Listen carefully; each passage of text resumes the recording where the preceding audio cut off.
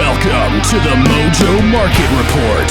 Here's your hosts, Dave Sturcio and Chris Gucci. What's going on, everybody? Welcome to another episode of the Mojo Market Report right here on a Feel Good Friday. It is Dave Sturcio, it is Chris Gucci, and it is ourselves behind the glass. Ladies and gentlemen, coming to you live from Chop Studios in Matawan, New Jersey. I hope everybody's doing good out there. I hope everybody enjoyed their Thursday night. We had some action over in the NBA. It's not an omen. We'll get into it, but there was something put out by Mojo on their app, which absolutely slapped. We'll get into it. Oh, great. Have you checked out any of the NFL Combine? No. Has your laptop just My died? laptop Nice. just died. That's solid. Solid Good. start to a Feel Good Friday. Nice prep for me. So, see any of the All I Combine? saw about the combine was that Jalen Carter did show up. That was impressive. Listen. I mean, again, we're not going to hear He had to details hide until from details the come police, out. But the fact, right? But he made it there. No, I'm kidding. He didn't hide from the police. That was, bro. I hear it in Schefter's voice all the time. All of his tweets, I hear in Schefter's voice. He's like, Sources said Jalen Carter is headed back down to where he's wanted for arrest, right? And he goes, right? And then, I feel like it was hours later. It's like, Jalen Carter has reported back to Indianapolis for his measurements. I was like, bro, nobody can do any wrong anymore. So my estimation here is that the story was, I would say, blown out of proportion if, in fact, he's at the combine and not in jail. Well, he was in jail. He got posted bail and all this other stuff. But it's such a weird situation, man. I don't know, man. It's so hard. We'll find out. I don't know. You're right. We can't really say anything because we really don't know anything. I do know that he is going to be picked in the first round still. He might be the first overall pick in the draft, I think that ship sailed. Not if you're that dude and you feel like you're going to get through this. I mean, he's got an agent for a reason. He's got lawyers. He's got people that are going to talk to the GMs and we'll get into some of the GM speak from yesterday's combine. But first, let's start in the National Basketball Association. You can see I predicted this. I make these graphics the night before. I put the Dallas Mavericks and Philadelphia 76ers up there because I figured these guys were going to show out. And guess what? They absolutely did. What a fantastic basketball game between these two teams. But more importantly, the boys you see on that screen right now, Kyrie and Luka, combined for 82 points last night, 42 out of Luka, 40 out of Kyrie. My goodness, it's like you look at this team. Did Dallas finally win? That's the problem. You find out, you find out that these games that happen and the players are great and the stars are out on the night. And you have to have, yes, Dallas won. They won, but not as handily as you would think. They only won by 7 points, and these guys put on a performance of a lifetime. Again, well, not a lifetime, but well, the Sixers are a really good team. 7 points in the NBA, they definitely covered. Yeah, 100%. So there's no questions there. Look, they're I think now they are 2-4 combined.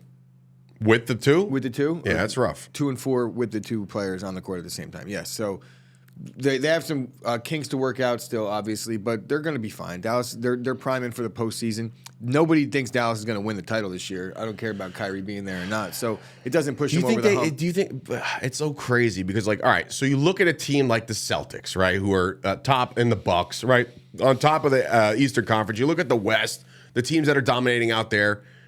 Is it official that it takes 3 stars at minimum to make a championship run here? Because I look at the Bucks and I'm like, yeah, Drew Holiday's good and Giannis is one of the best in the league, but I look around, I'm like, all right, they got 2 really big stars over there, and then the 76ers, if you could Joel and Harden. Let's look at the last, we'll say, I don't even know where you could go back to a sample size with the NBA because it's such an evolving league year after year. Like 10 years ago was a whole different era.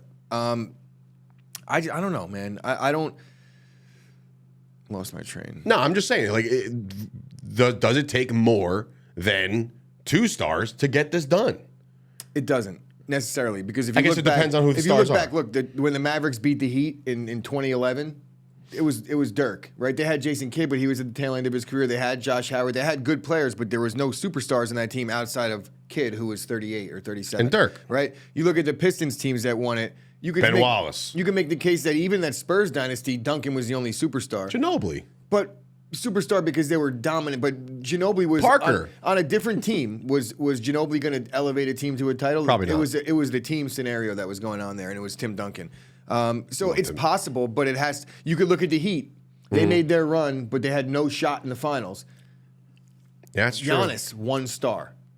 Right? So it could be done. It's just when you want to go into the season, you want more stars. Obviously. Denver, who are dominating the league right now, obviously has Joker, but then like you look around that team and they have some build. They're building. They have a good squad. They have a good squad, but again, there's no like if you showed a picture of the starting lineup to the casual, you're like Fair point. It's not KD, LeBron, No, AD. it's not. Yeah, it's not all those guys. So yeah, I mean, I'm curious to know if these guys can get it together because if they're going to put up points like they put up last night, that's a good thing to have offensively. You know what Stars does? It puts butts in seats, and that's what we've talked about. Yeah, this. That's have. what the real gain is. That's what the real objective is. Titles, they're hard to come by in the NBA. But if you have a superstar playing on in your home court every night, or 3, you're going to make money, and that's what it comes down to. For the if I'm a GM, You're talking as if like the NBA and these professional professional organizations are businesses. They are. So they are making money, and the Mavs made a little extra coin last night in front of an electric Dallas crowd as they take down the 76ers. Now, the one thing I did want to bring up as far as the liquid prop bets, so Mojo on the app, again, you got to get involved with the app. You got to download the app right now. It's the only way to actually play and make some money. They put out a graphic last night with 4 players.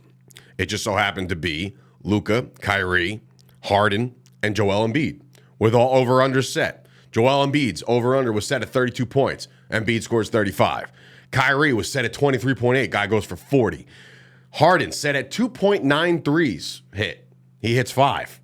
And then, of course, Luka was set at 31. He goes for 42. So I don't know if this is the first time, but you have 4 players on a graphic. They all slapped, and everybody made some money. If you decided to tail what Mojo was telling you to tail, you made some money on the market last night. Yeah. So that's an interesting thing. And I'm still getting used to the other realistically, things.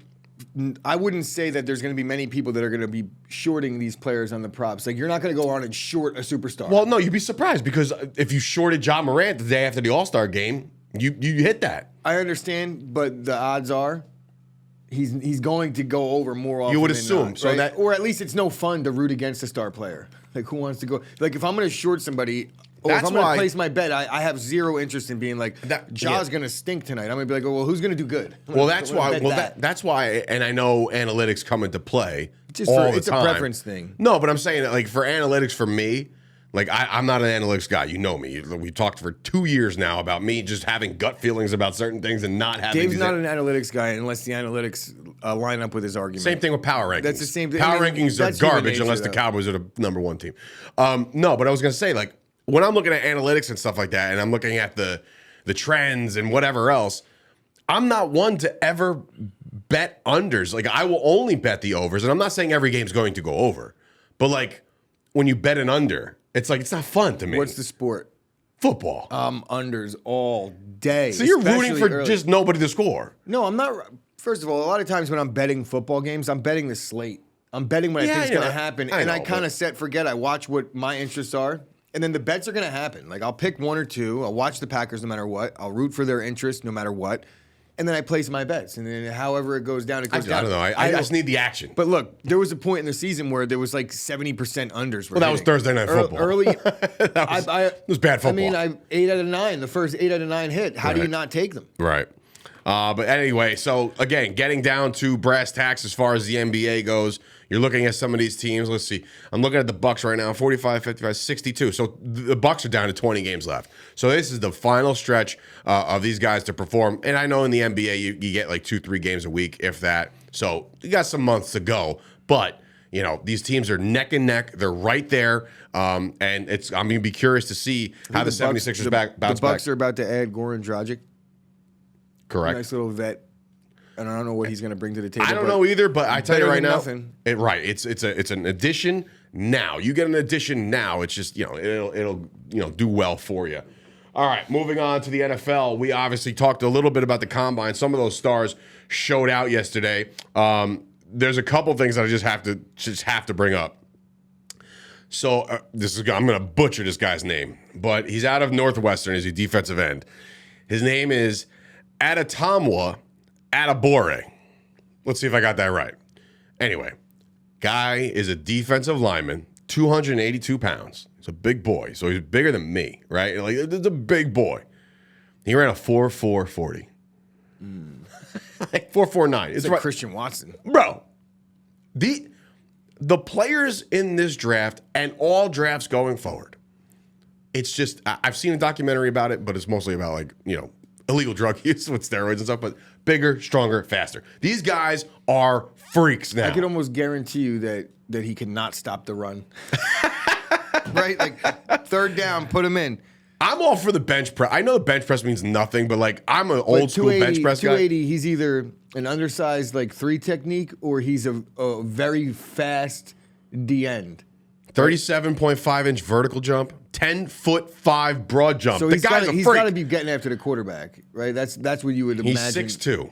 He's 6'2", 282. So he's my height. It's a weird. That doesn't add up. He's basically my build almost, a little bit bigger. Point being is it doesn't add up like for NFL stature. 6'2", 280. Well, he ain't gonna grow height wise. He's a little stout for a D end. So no. Yeah. Yeah, I guess you're right. He's a little stout for a D end. It's about the right weight if he was 6'3", 6'4". And I know that this sounds crazy, but we're talking about the combine and the draft. This is what they're doing right now, right?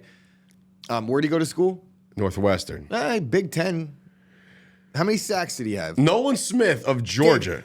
Where did he go to high school? Who was his JV coach? Yeah, right? I don't know.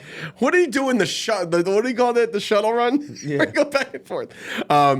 Nolan Smith stock up, by the way. Georgia defensive end. We're talking about Jalen Carter before, but don't forget about Nolan Smith. He shows out yesterday. 6'2" edge rusher, slightly at 238. So now he's 50 pounds slimmer than the guy we were just talking about.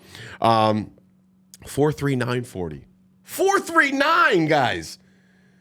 I remember when like Dion ran like a 4'1", and I was like, nobody will ever do that again ever. These guys are 0.2 seconds away from Deion Sanders. It's a long 0.2 seconds though. But dude, like he's an edge rusher, man. Like what are these guys eating? I need to know. I have a trivia question for you. Sure. I'm probably not going to get it, but go ahead. There's 3 players in the history of the NFL that are 6'4" or taller. Three 6'4". receivers, we'll say. Okay. In the history of the NFL that are 6'4" or taller that ran a 4.36 or better at the NFL Combine. John Ross. No. 6'4". Oh, he's got to be big. 6'4". There's 2 active. Megatron? He's the retired. There's 2 active. So active. Not Randy 6'4". I got the retired one in Calvin Johnson. The active ones, Christian Watson. Okay, so that's a Packer because you wouldn't stop talking about his 40 time last year. So he's like 6'4", so a big guy. You got the hard ones. There's an easy one out there. Is it Jamar Chase? The active 6'4". Oh, I don't know these guys' heights off the top of my head. Jamar Chase is like 6 foot. All right, well, 6'4". CeeDee Lamb. He's like 5'8". First of all, he's not 5'8". Give me the division. NFC West. Got it. No, Debo. No, he's 5'6". No, he's 6'2".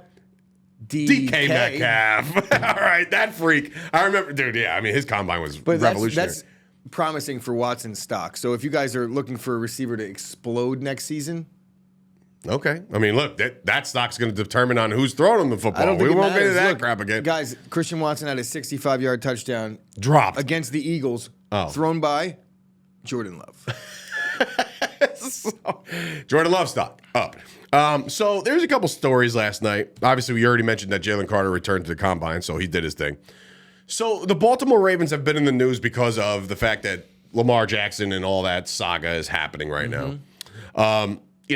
They still don't know what they're going to do yet. It's clear that what they should do, there's nobody out there saying like, the hell with them. You know what I mean? Like, you want to bring back your superstar quarterback. Now, yesterday, Eric DeCosta, who just so happens to be the GM of the Baltimore Ravens, they asked him what his deficiency were with the team. I'm paraphrasing this. I got the direct quote from somebody else.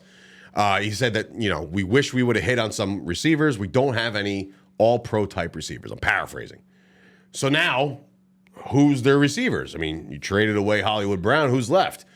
Rashad Bateman last year didn't have that great of a year, coming off injury, right? So then we're diversify with Duvernay, right? We're doing that. So he's not wrong, right? But you don't say that. So here is what Rashad Bateman said on Twitter. How about you play your players' strength and stop pointing fingers at us and 8? Blame the one you let do this. We take heat 24/7 and keep us healthy and care about us. I'm sorry, US. Care about us and see what happened. Ain't no promises, though. Tired of all y'all lying and capping on players for no reason. He's a little angry. That tweet was since deleted. He retweeted a hug emoji and said sorry. What in God's name is Eric DeCosta doing right now? Like, you have a quarterback who's almost like, 1 foot out the door and no receivers? To me, look, and I'll say this. I think that the Ravens front office has been nothing short of the best. I think that in the last 2 decades, I can't say anything bad about what the Ravens have done. They've managed to be a contender every year. They have a couple titles. You know, what could you say bad about the Ravens? They've done it the right way. I think this guy's missing big time here with the comment. It's tone deaf. You're the guy drafting.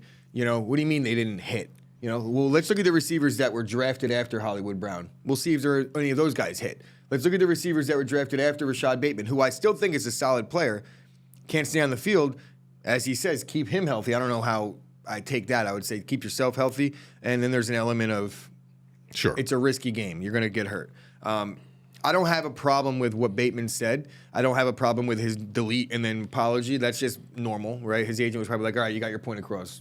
You know, fix this now. I will say that Hollywood Brown did reply to it before it got deleted and say, sound off. Like, he was ready for it. He was on all smoke. And then realistically, it's like, how do you expect Rashad Bateman or Lamar, for that matter, to perform well if you're running the ball 70% of the time? The Ravens, if you look at what they've done, these are design runs. Since Lamar's MVP season, how many passes has he, like, in terms of the league average? The Ravens are on the bottom. Not just the bottom half, they're at the bottom of the league. They don't throw. So does that go into your draft strategy? We don't need the receivers. We're a running team. Well, I think that it wouldn't necessarily go into your draft strategy, but if you're leaning towards drafting your strengths and keeping it that way, and you have a quarterback that, guess what, they might not fully believe in, they might not. I don't know if they all do, but some people certainly don't believe in Lamar in that building to even entertain I don't know, us. I shouldn't say that. No, the thought that it's out there. I mean, somebody out there doesn't like him. At the end of it all, you know, when you're leading something, and as a GM, you should be looking at yourself as a leader above all other leaders. Like, there's only one guy above you. You could hire and fire everybody, so you have to be leading by example. And look, I read a lot of books. A lot of them are military-driven leadership books. Jocko Willink. It's like the dichotomy of leadership is like you don't blame anybody else ever. Because then what happens is you have the infighting and you're saying, what are you talking about, bro? Like, I got my opinion too. And then it starts to come out. No reason to have said that. It looks like he's trying to make excuses. I equate it to a fighter getting knocked out or losing a decision in a fight where he was supposed to win. And then after the fight, he makes up that he has a bum knee and he was sick in camp. And just it's the same kind of Jake deal. Paul, bro. I mean, it's but it's across true. the board. I've seen this in almost every single fight. And it's always preceded by, I don't want to make any excuses, but like, not to be an a-hole, but do that all the time. Very similar situation. The Ravens GM, tone deaf, do better. You got a draft process coming up. You're entering free agency. They just did a thing where, like, where players like to play. Oh, my God. Did you see that, Paul? And I don't think the Ravens were as high as they could be, considering all the success that they've had. There was the great. All right, so I don't know if anybody knows They this. could be like fifth for all I know. There was a poll that was given out to the players. Cowboys were there was multiple categories: weight room, coaching, this, that, treatment of family. Right, bro. There was teams that got F minuses for treatment of families. One of them, ready? The Cincinnati Bengals. Like, they feel like, what does that mean? When you say treatment of family, what does that even mean? Like, are you getting last row seats? Well, like, no, what's first happening? of all, yes, and B, who was it? Was it a playoff game last year where somebody? No, that was the Packers when they had some Jordan Love's family like last row, but that was Chiefs. Against the Chiefs in Kansas City. Right, So whatever. But they did mention that when it I was was listening the to the Commanders radio. were the worst ranked team by the players, and there was a thing where the Cardinals said Cardinals were down too. Cardinals charge their players for their team meals. There's like a stipend that gets taken from their checks. Oh my God. Can you imagine going up to the Pepsi machine and just trying to hit a game, like, Gatorade, somebody, and you hit it, and they're like, it just flashes doing $3. Doing a rental in the studio, and then, like, we give them a bottle of water while they're doing their podcast. And it winds up on their invoice. Coffee, and then I invoice them $6 like a hotel. Give me a break. That is insanity. I can't believe that's a true thing. But yeah, so that was a interesting turn of events with the Ravens yesterday. Again, I'm sure it all gets resolved. I'm sure these guys all speak in the heat of the moment, and that's a lot of these guys and what they do. And they look, sometimes they're justified, sometimes it's not. This time, absolutely justified. Don't sit there and tell me that I'm not an all-pro. What's going to happen when they pay Lamar $50 million a year and they have can't to load up trade anybody? Bateman. These contracts that are making less than like $3 million, like this got to go. Hey, go to the Green Bay Packers. You're all with it. I'm a Bateman guy. Yesterday, a rumor, I'm not sure if it's official, but I think it is. Evan Engram to be tagged by the Jacksonville Jaguars. He expected that. He said he had no problem playing on the tag. He's going to be good to go, trying to get his long-term deal. So the Jaguars used their tag on their tight end. Another tight end got released yesterday, and this is Cameron Brate. The Bucs are cleaning house, man. Like, first it was Fournette. Brady retires. Like this, now it's Cameron Brate. But Cameron Brate, it's interesting with him.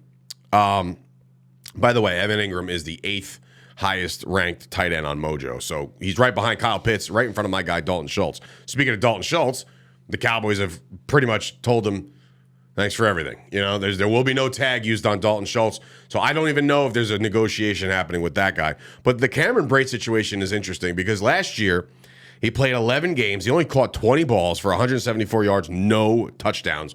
And that was with Tom Brady as your quarterback. Now, I understand it's 45-year-old Tom Brady, but still, it's Tom Brady who just so happens to have, really connected very well with all of his tight ends he's ever played with, a la Gronk, right? Like, so you would think that Cameron Brate should have showed out last year in a contract year. He did not.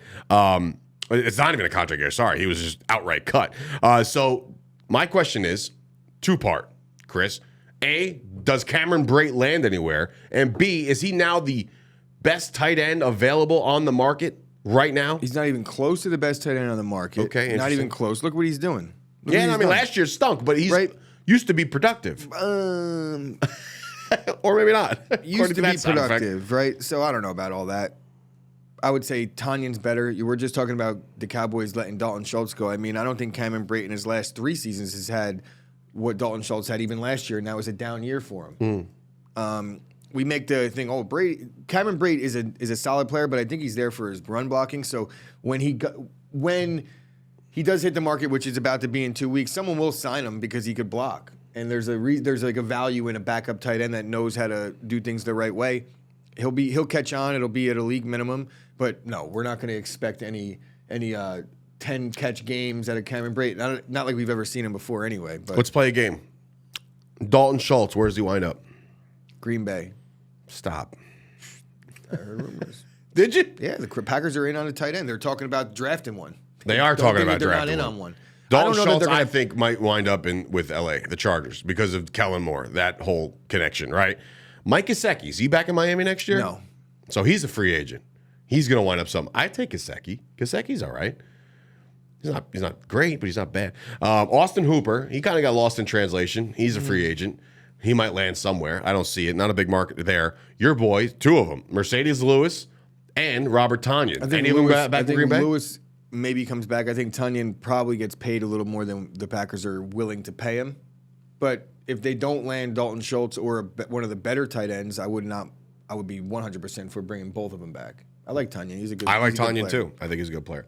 So anyway, another weekend full. You got the running backs. The receivers are running right now as we speak. You got the quarterbacks tomorrow. So it's going to be an interesting week. Let's see Let's see how it all plays out. We'll recap this all back here on Monday with the first official week, or the combine being over. It's going to be done by the end of the weekend. So we'll figure out all the mock drafts that are going to come out. Maybe we'll even do a mock draft of like the first 10 picks at some point. But anyway, you can also follow us right now on Mojo, and that's at Mojo, MOJO, on Twitter, Instagram, and TikTok. Be sure to do that. That is how to keep up with everything. That is how you figure out all of these amazing prop bets that they're putting out there. They're basically handing you money. So one guy make like a couple $1,000s in a couple minutes. It's just insane. Join the Discord. It's also got a lot to offer over there because of the, again, daily conversation all over it. Just get on it, get involved. And of course, mojo.com for all the latest articles and blogs that are being written by their such talented writers over there. They're doing a good job. So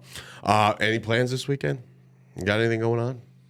There's a big fight, in case you're a fight fan. I'm trying to get things sorted for the fight. I don't know how it's going to play out. Coming here for the fight? I don't know yet. That's what I'm trying I'm to going to be get at my sorted. dad's, so I'm like right here. So if you're going to be here for the fight, let me know. It's a strong possibility. John Jones back in the I octagon. know I'm ripping some UFC optic. Saw that. hobby I at saw. like First of 7. all, I mean, I'll talk to you off air, but I saw like the next 8 months planned out or something like that. You guys went ham yesterday. But anyway, thank you guys for watching. For Dave Sturchio, Chris Gucci, this has been another episode of the Mojo Market Report. Enjoy your weekend. Be safe. Be responsible. And we'll see you guys back here on Monday. We will.